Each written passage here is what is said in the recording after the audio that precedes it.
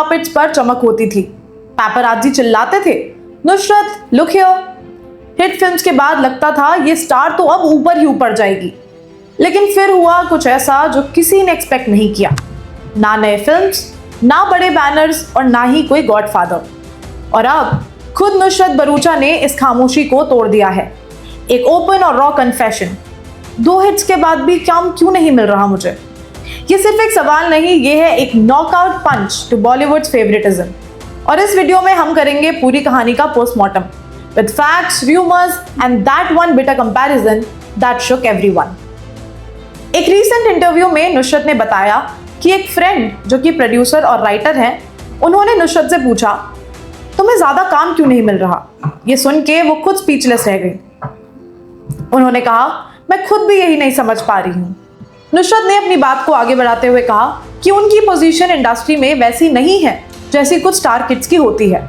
उन्होंने कहा श्रद्धा कपूर और सोनाक्षी सिन्हा जैसे एक्टर्स उन दरवाजों तक पहुंच जाते हैं जहां मैं नहीं पहुंच पाई। चलिए एक नजर डालते हैं नुसरत के करियर पर।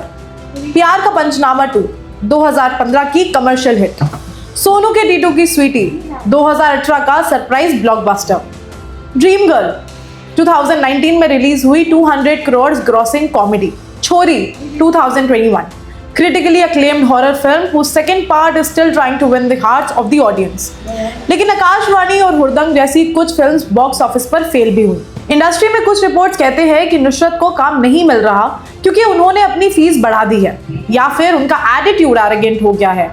एक रैंप वॉक इंसिडेंट में उनके बिहेवियर को रूड कहा गया, जिसके बाद उन्हें सोशल मीडिया पर काफी क्रिटिसाइज किया गया। अब बात करते हैं लव रंजन की, जिन्होंने नुसरत को प्यार का पंचनामा और सोनू के टीटू की स्वीटी जैसी हिट्स दिए।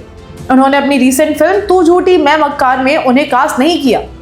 फिल्म की लीड श्रद्धा कपूर ने इस पर मजाक में कहा thanks love for not casting Kartik Aaryan and Nushrat Bharucha. ये बात इंडस्ट्री में एक गॉसिप का टॉपिक बन गई।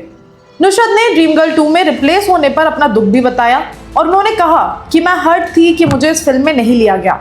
अब वो छोरी 2 के प्रमोशंस में बिजी हैं और उम्मीद कर रहे हैं कि ऑडियंस उनकी परफॉर्मेंस को अप्रिशिएट करेगी। एक टैलेंटेड एक्ट्रेस मल्टीपल हिट्स के बाद भी साइडलाइन, क्या ये इंडस्ट्री के बायसेस है या फिर कुछ और? What are your thoughts on this and are you a fan of Nusrat? Do let us know in the comment section below. And for more such engaging content, stay tuned with us.